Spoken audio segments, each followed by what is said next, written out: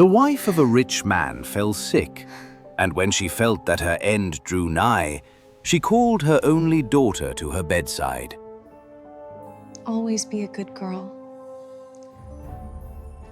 Soon afterwards, she shut her eyes and died, and was buried in the garden. The little girl went every day to her grave and wept, and was always good and kind to all about her. The snow spread a beautiful white covering over the grave, but by the time the sun had melted it away again, her father had married another wife. This new wife had 2 daughters of her own. They were fair in face, but foul at heart, and it was now a sorry time for the poor little girl. They took away her fine clothes, gave her an old frock to put on, and laughed at her and turned her into the kitchen. Then she was forced to do hard work, to rise early before daylight, to bring the water, to make the fire, to cook and to wash. She had no bed to lie down on, but was made to lie by the hearth among the ashes, and they called her Cinderella. It happened once that her father was going to the fair and asked his wife's daughters what he should bring to them. I want fine clothes. I want pearls and diamonds. Cinderella, what will you have? The first sprig that rubs against your hat on your way home. Then he bought for the 2 first the fine clothes and pearls and diamonds they had asked for. On his way home, as he rode through a green copse, a sprig of hazel brushed against him. So he broke it off, and when he got home, he gave it to his daughter.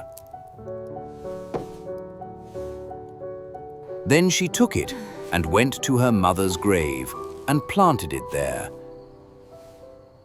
There it grew and became a fine tree, and soon a little bird came and built its nest upon the tree, and talked with her, and watched over her, and brought her whatever she wished for.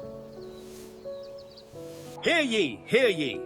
Now it happened that the king of the land held a feast, which was to last 3 days. And out of those who came to it, his son was to choose a bride for himself. Cinderella's 2 sisters were asked to come.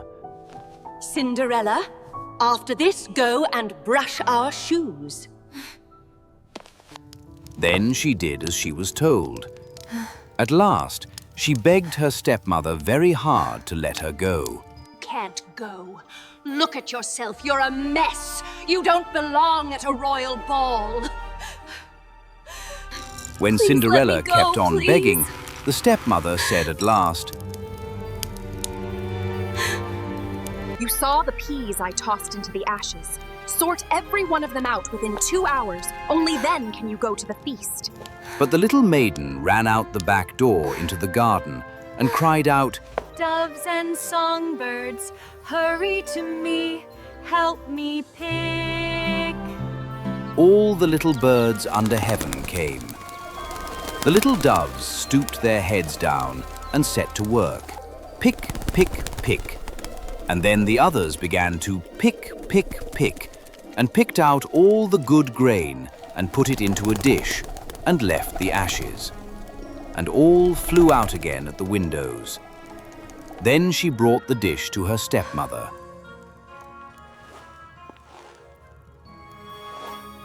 No, no. Indeed, you have no clothes and cannot dance. You shall not go. And when Cinderella begged very hard, You can, in 1 hour's time, pick 2 of these dishes of peas out of the ashes. You shall go too. but the little maiden went out into the garden at the back of the house and called as before, and all the birds came flying, and in half an hour's time all was done, and out they flew again. Then Cinderella took the dishes to her stepmother, Absolutely not. You'd only humiliate us. Look at you. and off she went with her 2 daughters to the feast.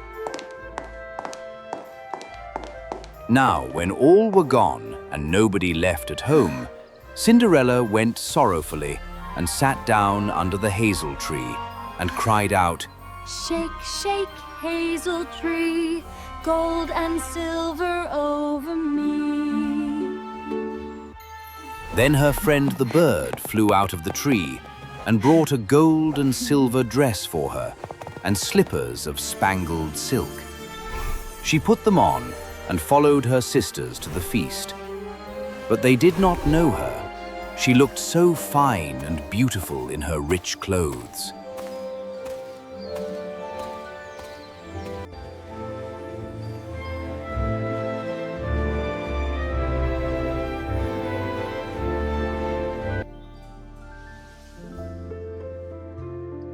The king's son soon came up to her and took her by the hand and danced with her and no one else.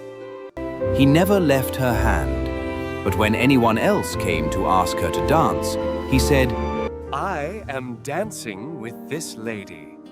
Thus they danced till a late hour of the night, and then she wanted to go home. The king's son said he would take care of her to her home, for he wanted to see where the beautiful maiden lived. But she slipped away from him unawares and ran off towards home, and the prince followed her. Then she jumped up into the pigeon house and shut the door. So he waited till her father came home and told him that the unknown maiden who had been at the feast had hidden herself in the pigeon house. But when they had broken open the door, they found no one within. And as they came back into the house, Cinderella lay, as she always did, in her dirty frock by the ashes, for she had run as quickly as she could through the pigeon house and on to the hazel tree, and had there taken off her beautiful clothes and laid them beneath the tree, that the bird might carry them away. The next day, when the feast was again held, and her father, stepmother, and sisters were gone, Cinderella went to the hazel tree, and all happened as the evening before. The king's son, who was waiting for her, took her by the hand and danced with her. And when anyone asked her to dance, he said as before. When night came, she wanted to go home, and the king's son went with her. But she sprang away from him all at once into the garden behind her father's house. In this garden stood a fine, large pear tree, and Cinderella jumped up into it without being seen.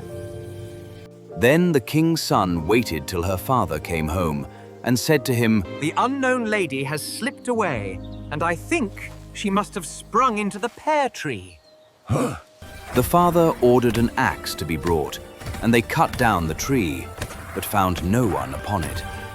And when they came back into the kitchen, there lay Cinderella in the ashes as usual, for she had slipped down on the other side of the tree and carried her beautiful clothes back to the bird at the hazel tree, and then put on her little old frock.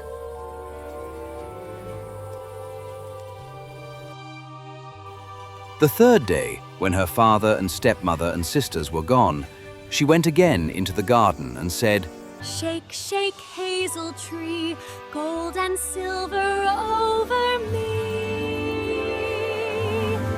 Then her kind friend the bird brought a dress still finer than the former one, and slippers which were all of gold. The king's son danced with her alone. Now, when night came, she wanted to go home, and the king's son would go with her. But she managed to slip away from him, though in such a hurry that she dropped her left golden slipper upon the stairs. So the prince took the shoe and went the next day to the king, his father, and said, I will take for my wife the lady that this golden shoe fits. Then both the sisters were overjoyed to hear this, for they had beautiful feet and had no doubt that they could wear the golden slipper. The eldest went first into the room where the slipper was and wanted to try it on, and the mother stood by. But her big toe could not go into it. Never mind, cut it off. When you are queen, you will not care about toes. You will not want to go on foot. So the silly girl cut her big toe off and squeezed the shoe on and went to the king's son. Then he took her for his bride and rode away with her. But on their way home, they had to pass by the hazel tree that Cinderella had planted. And there sat a little dove on the branch, singing, "Back again. The shoe won't fit. Prince, she's not your bride." Then the prince looked at her foot and saw by the blood that streamed from it what a trick she had played him. So he brought the false bride back to her home. That was not the right bride and home. Let the other sister try and put on the slipper. Then she went into the room and got her foot into the shoe, all but the heel, which was too large. But her mother squeezed it in till the blood came, and took her to the king's son, and he rode away with her. But when they came to the hazel tree, the little dove sang as before. "Back again. The shoe won't fit. Prince, she's not your bride." Then the king's son looked down and saw that the blood streamed from the shoe. So he brought her back again also.